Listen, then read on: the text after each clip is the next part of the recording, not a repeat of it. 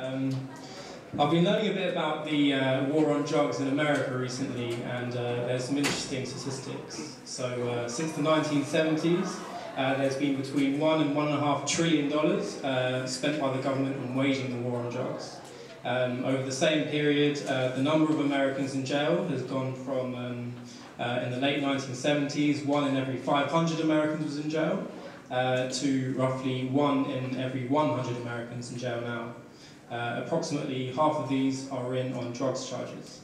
There's actually more black men within the prison system now, so in jail, on probation, or on parole, than there were slaves in America in 1850. At the same time, drug addiction rates have remained basically steady, so roughly 1.5% of the population was addicted to drugs in 1970, and it's pretty much the same now. The US also remains one of the largest users of illegal drugs in the world. So considering the costs, both monetary and to human lives, as well as how ineffectual the policy has been, why has the government persevered with the war on drugs? Well, a large part of it is that it looks good for politicians to be tough on drugs and tough on drug dealers. And this can be generalised. So if you, as a politician, can construct an external enemy which the population can unite together against, and you as a politician can act toughest in the face of that enemy, then that will tend to increase your popularity. So we're seeing a similar thing in Greece at the moment now with the rise of the far-right party Golden Dawn. So they put across the idea that the immigrant population in Greece is to blame for the economic problems that they're now facing. And they've painted themselves as tough on immigrants, who are the external enemy. They've actually been quite successful in uniting a large part of the population behind them in doing so. So the idea behind telling you this is that a similar thing is happening with refugees in Australia. So they've been constructed as an external enemy whom we must unite together against to stop their invasion. But it's quite difficult to make refugees into enemies, so I thought I'd go into a little bit about how that's done. Firstly, what is a refugee? Well, a refugee is someone who's at risk of persecution in their home country because of their ethnicity, their religious beliefs, or their political views, or something like that. And an asylum seeker is someone whose claims to be a refugee haven't yet been confirmed. So Australia has a humanitarian program which deals with asylum seekers and refugees, and this has basically two components. So firstly, it has an onshore component, and this is to do with Australia being a signatory to the 1951 Refugee Convention. And what this basically means is that any person who arrives on Australia's shores, irrespective of their mode of travel, whether it's by boat or by plane or whatever else, according to international law, they legally have the right to claim asylum, and they legally have a right to a fair assessment of those claims. If they're found to be a refugee, then they, to all intents and purposes, they legally have a right to fair settlement within Australia. So that's the onshore component of Australia's humanitarian program. There's also an offshore component in which Australia participates. Although it's under no legal obligation to do so, this is a strictly voluntary aspect of the humanitarian program. And this involves basically actively participating in the UNHCR's resettlement program by taking on people already found to be refugees in other countries. So if the UNHCR, the United Nations High Commission for Refugees, finds someone in Syria, for example, to be a refugee, they can offer them to Australia for resettlement, and Australia chooses whether or not to take them on. So that's the offshore component. So you'll notice that the onshore component, the component Australia has a legal obligation to fulfil, allows almost no governmental control over who comes to Australia, when, how many, or where from. So that's for asylum seekers in any case. The offshore component, because it's voluntary, allows the government complete control. Now, within a parliamentary democracy where political parties compete for political power, it takes quite a responsible opposition not to take advantage of occasions when the party in government appears to have lost control. So it's quite tempting to paint the government as weak in these instances, and they, as the opposition party, as tough. Thus, the onshore component can be quite dangerous for parties in government. The UNHCR has realised this, and for that reason puts quite a lot of emphasis on the fact that resettlement, the offshore component, should complement and in no way be a substitute for providing protection to asylum seekers, the onshore component. Opposition parties in Australia, unfortunately though, have not acted responsibly. So this goes from Bob Hawke and the Labour Party at the end of the 1970s to Tony Abbott and the Liberal Party today. And so contrary to the advice of the UNHCR, since 1996, 1997, the Australian government has numerically linked the onshore and offshore humanitarian programs. So a set number of refugees are allowed into Australia in any one year. Last year, 13,700. And so for any one refugee who enters Australia via onshore methods, one less refugee enters via offshore methods. No other country in the world links its onshore and offshore programs in this way. So this artificially creates competition between refugees in the onshore and offshore components. Competition designed ostensibly for the benefit of Australian voters. So Australian voters get to find out that there's a good team, the good refugees who enter Australia via the UNHCR resettlement programs, and they get to find out that there's a bad team, the bad refugees who try to claim their legal right to asylum. Thus, refugees in general aren't the enemy, only those who try to take advantage of their legal rights. And they're strongly discouraged from trying to claim their legal rights. So in 1992, mandatory detention was introduced, whereby all onshore claimants were to be held in detention for up to 273 days. In 1994, this limit on detention was abolished, and Australia became the first country in the world to have indefinite detention of asylum seekers. In 2001, Australian islands such as Christmas Island were excised from Australia's immigration zone, which meant that for purposes of claiming asylum, they were deemed offshore. What's more, Australia began paying island nations in the Pacific, like Nauru and Manus Island, in order that they would allow asylum seekers to be taken there against their will to be kept in indefinite detention. Further, in October 2012, last year, the government went so far as to excise the entire Australian mainland from the migration zone. So I think this means it's now impossible for asylum seekers to claim asylum onshore, but I'm not really sure. It's quite a confusing policy. So simultaneously, the good refugees, those from Australia's voluntary offshore humanitarian programme, have basically been used to launder Australia's frankly disgraceful treatment of asylum seekers. So these good refugees have been presented as Australia's primary humanitarian commitment, whilst onshore asylum seekers have been presented as a secondary commitment. Language such as entering through the back door and queue jumping has been used to give the impression that the onshore and offshore components are somehow in competition, and that asylum seekers who arrive onshore are deliberately and deceptively avoiding offshore methods, and so are cheating the good refugees somehow. This is also the idea behind the no advantage principle. So those claiming their legal right to claim asylum in Australia are to have no advantage over those whom Australia voluntarily selects from overseas. So this policy of sorting refugees into good and bad allows that refugees in general aren't the enemy, but only an undeserving subgroup. Indeed, the demonisation of people smugglers is a large part of this. So allowing people smugglers to take some of the vitriol directed at onshore refugees is quite useful for making the government's refugee policy more palatable for the Australian voter. So that's how refugees are made into external enemies. So what's the humanitarian solution? Well, actually, it's quite obvious. The onshore and offshore components should be de-linked. There should be no quota on onshore arrivals, since the government cannot control who arrive on its shores, and anybody who does is legally entitled to fair and proper treatment.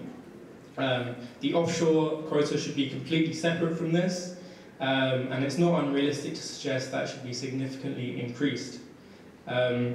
Asylum seekers should be processed in the community, as was done prior to 1992, and mandatory detention essentially should be gotten rid of. Will such policies entail an invasion by our enemy, the refugee? Well, due to Australia's geographical location, it's often quite far from conflict zones, and so physically very difficult to reach.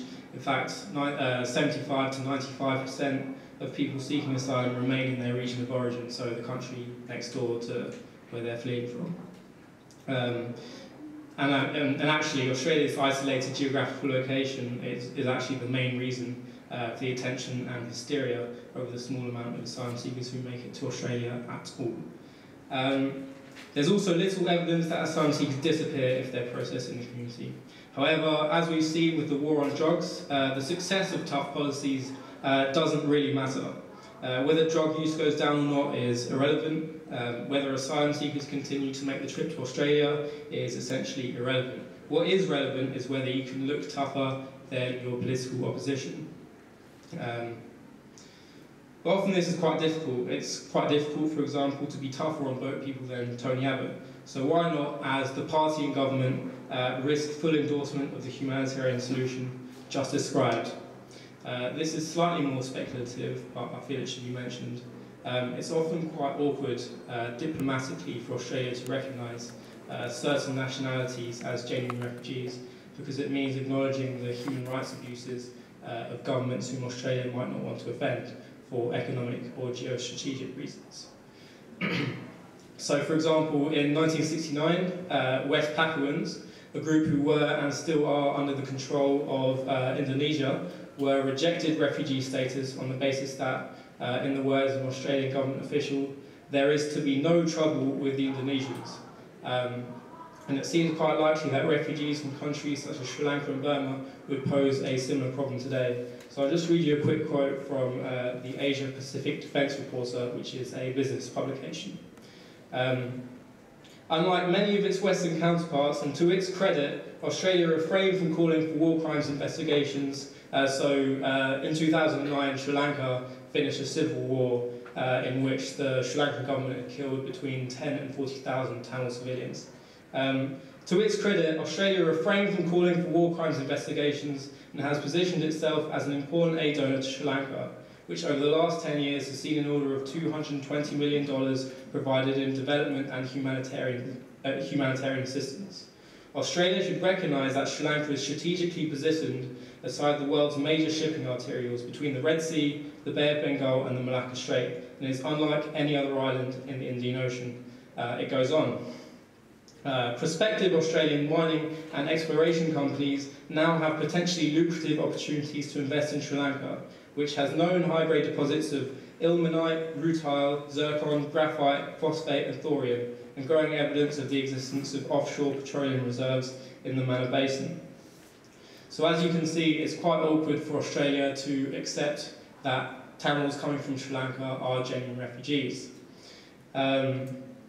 And actually it's the same with Burma. Burma has similar mineral and oil deposits and is similarly positioned in quite an important part of the world.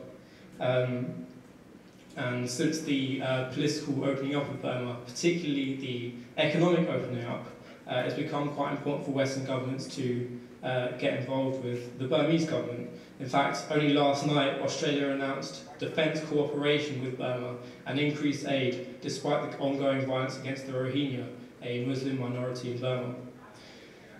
So with these two tendencies working against refugees, so political competition within parliamentary democracy and geostrategic stuff that the Australian government has to think about, there's really only one way for the humanitarian solution I mentioned to be implemented, and that's for the Australian population to demand one. And it's our role as members of the Australian population to ensure that this happens. We at the Campus Refugee Rights Club feel that it's very important that each one of you, as much as you can, goes out to demand humanitarian refugee policies from your government. Thanks.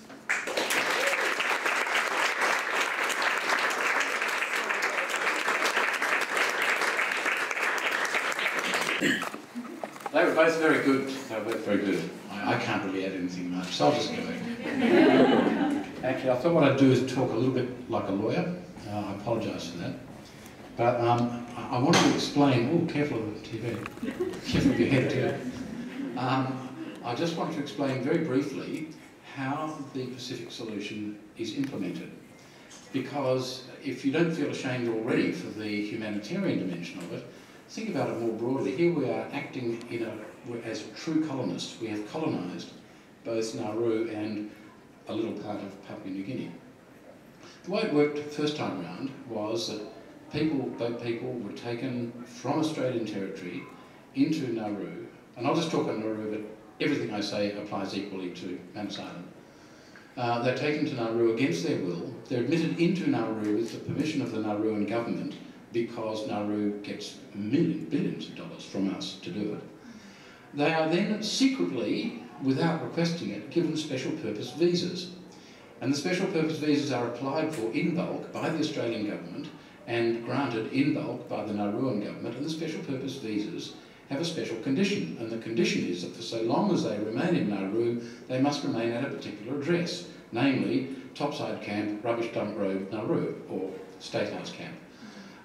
That's the way they justified it legally. The way they locked people up was to get Australians employed as guards at Topside Camp and State House Camp. Those people were, on the quiet, inducted as temporary constables in the Nauruan police force. Under the Immigration Act, the Nauruan police have got responsibility for enforcing visa conditions, and so they had quote-unquote Nauruan police locking up people who were legally obliged by their visa to remain in the detention centre. It's brilliant, as long as you don't look too closely at it. Now, one thing you have to look closely at is that the Nauru, being an advanced country unlike us, has got not only a Bill of Rights, it's got a constitutional Bill of Rights. And I want to read you a little bit. Article 5 of the Nauru Bill of Rights is headed Protection of Personal Liberty.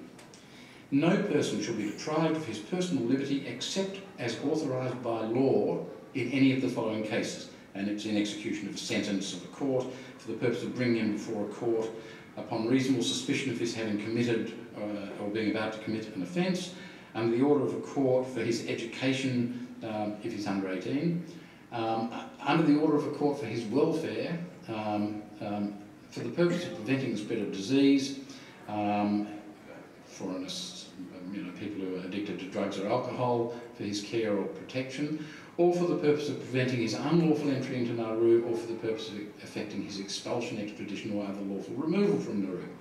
None of those apply. They have not committed any offence. They haven't arrived illegally. They've arrived with the permission of the government. There is nowhere in Nauruan law anything which says that a special purpose visa can include a lock-up provision. And yet some faceless official locks them up indefinitely for years because the Australian government said this is what we want you to do and we think this is how you can do it. Now, last time round, I brought a legal challenge in the Nauru Supreme Court about this, and it was simply a habeas corpus application, and the argument was based on the illegality of that condition and therefore the illegality of the whole structure because of Article 5 of the Constitution. I was pretty confident that the case would fail. I thought it would fail in Nauru. It shouldn't, but it was a corrupt country in those days, and the Chief Justice then was really not really a lawyer, at least not a good one. But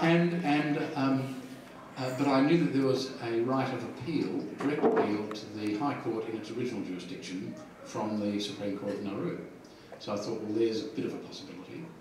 Anyway, I managed to lodge the papers. That was difficult because I wasn't allowed to go there, couldn't get a visa, and it's very difficult to get lawyers on Nauru to do it because there aren't any. There are 11 paralegals called pleaders, and most of them work for the government, but we managed to find one who was able to lodge the papers in the court. And that was all very good. The defendant was the chief of police, I think, in Nauru. I had enormous trouble getting a visa, but eventually managed to get a visa, a ticket, all that sort of thing. Go out to the airport on a Sunday night. And the legal team for the defendant is there because they're all Melbourne-based lawyers.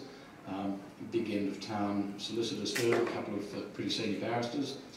And they all passed through the check-in point, but the guy at the desk wouldn't let me on the plane because he said he'd been ordered not to let me on the plane, even though I had a ticket and a visa. So the case went ahead without me to argue it. And the one problem with the appeal to the High Court is that the agreement between Australia and Nauru does not allow appeals that turn on constitutional questions. Any other appeal is okay, but not on constitutional questions. And the heart of the argument was the constitutional question. It's going to be different this time. There is going to be another challenge. We've got the tools sort of being set up at the moment. And this time, there is a Chief Justice who's not only a good lawyer, he's also a good person. And it seems to me a very difficult argument to answer. Very difficult to say why it can be justified that you can lock a person up on the say-so of a faceless official in a country with a constitutional guarantee of personal liberty. So there's a glimmer of hope. Of course, if it succeeds, then the whole arrangement will collapse because Papua New Guinea has an equivalent constitutional provision. It sort of seems too good to believe that it might work, but who knows? Blah, blah, blah, blah, blah. Now, I thought I'd actually talk about the subject for a change. What's the alternative? I've just told you what is happening and how it's happening. Now, what's the alternative? It seems to me that a rational alternative is to go back to the way things were before without the Pacific solution, but with a significant twist. And the twist is, sure, have initial detention, but limit it to 1 month. Initial detention for 1 month for preliminary health and security checks, and after that, allow people to live in the community. And I would add to that, perhaps, pending processing, require that they live outside the major capitals, so that they would then be in rural and regional areas, where, according to the National Farmers Federation, who are not normally my natural ally, there are 96,000 unfilled rural jobs. I floated this idea sort of ad lib at a meeting in Hamilton where I was speaking. Very conservative town, Hamilton. Used to be in Malcolm Fraser's electorate. Well, it is in the electorate that he used to have. And they applauded the idea because regional and rural towns are shrinking. And they can immediately see the economic benefits of an injection of population with the injection of human and financial capital that brings. It seems to me that that would work. In fact, I can't think of anything really against it if it was managed sensibly, because apart from anything else, it comes out on the right side of the only argument that seems to cut in the ice in Australia today, and that is money. At the moment, the detention onshore in the least expensive of the detention centres, which is Villawood, costs around about $150,000 per person per day. Okay? If you get to more remote places, it rises progressively until you get to offshore, like Nauru and Manus Island, where it runs to around about $450,000 per person per year to lock them up. You can add to that a couple of hidden extras, like the immense cost of bringing into the community, when they're eventually assessed as refugees, bringing into the community people who are profoundly damaged by the way we treated them. The immense cost of compensating people who've been handled so badly that they succeed in legal claims for negligence against the Australian government. These, it's very difficult to quantify these, but they're pretty substantial. And it leaves out of account altogether the enormous non-financial cost which we all pay as a result of the government's present policies. And that cost can be expressed as something like the erosion of our national soul. We are now a country that locks up people we don't want and throws them away into indigent nearby neighbour countries in order to disembarrass ourselves of the small numbers who actually get here. Now, it is very difficult to work out the cost of the Pacific solution because a large component of it is a capital cost, and that has to be amortised across the number of individuals who are being held. But my best estimate is that it's going to cost us about $15 billion over the next 5 years to run the Pacific solution if the government has its way. And one interesting, I mean, $15 billion is quite a lot of money. I don't know if any of you have that much money. If you have, please let me share it. I worked out once that $15 billion, I mean, you can't imagine big numbers like that. $15 billion is enough that if you started to spend $100 a second, no, if you started spending $1 a second, which actually is not that easy, it would take you over 500 years to get through the $15 billion. It's a lot of money. It's enough money to cancel all the HEX debts. Now there's a thing that probably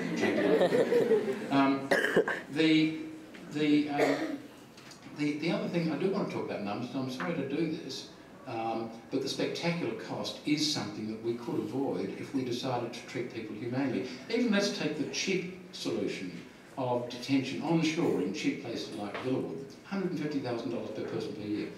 How much would it cost us if those same people were let into the community in rural and regional areas, and let's suppose none of them got work, although all the men are desperately keen to work, let's suppose none of them got work. It would cost us Centrelink benefits, $20,000 per person per year.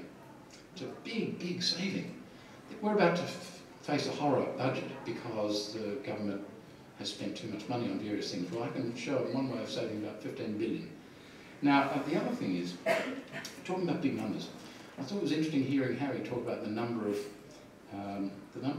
asylum seekers or refugees and displaced persons in the world. And there's a terrifying number, 26 million. I mean, that's 26 million includes internally displaced people, I think. 42 million. 26 million, you know, they're big numbers. But then, think about it this way, and this hadn't occurred to me until you were speaking. 26 million, if you take it as a percentage of the global population of 7 billion, is actually less than half of 1%. I did the calculation, and I worked out that if every country took their fair share, how many would Australia get? Well, you apply that 0 point whatever it is percentage against our population of 22 million, and you get a figure of 81,000. Now, 81,000 would be our fair share of all of the world's refugees, most of whom never even try to come here. And yet we're getting sort of paralysed with anxiety, moral panic, if we get 10,000 a year or 5,000 a year. Even when it was 2,000 a year, we saw the same moral panic. It does seem to me that we can do a lot better than we're doing at the moment. And all we have to do is to recognise that there is something special about the people who get here as boat people. What is special about them is that they've had the initiative and the courage to risk their lives trying to get here to a place where they can live safely. Now, I would have thought that's the kind of person that we want. It's the reason why most of them turn out ultimately to be genuine refugees. About 90+% of boat people over the last 15 years have ultimately been assessed as genuine refugees. Whereas people who come by plane and seek asylum succeed in roughly 20% of cases. Why the difference? Because coming by plane is safe. Coming by boat is dangerous. And it's all very well for us to get all pious and high and mighty about wanting to save them from the risks and perils of the sea. But, you know, if you stay behind in Afghanistan and you're killed by the Taliban, you're just as dead as if you drown. The people who drown have at least given it a go. They've tried to get somewhere safe.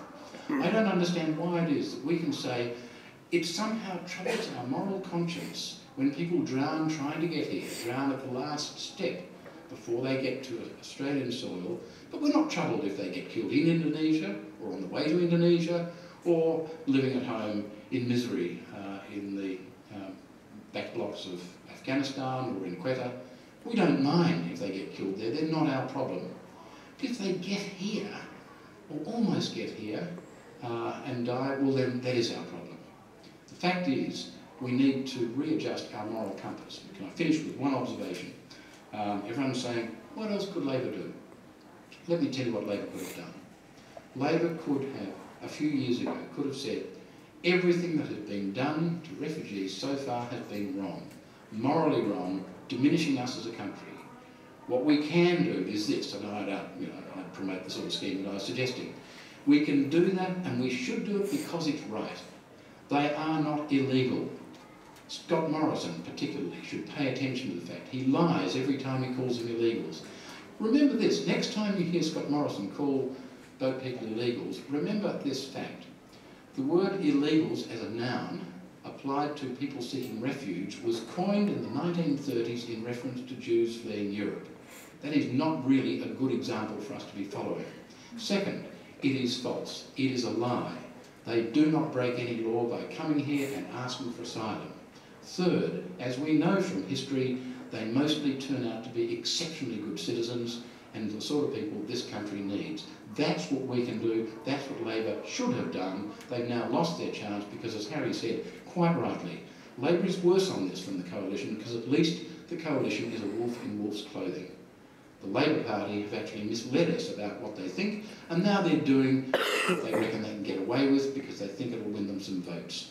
Any country willing to sacrifice its soul for the sake of maintaining political power is not worth knowing. Thank you.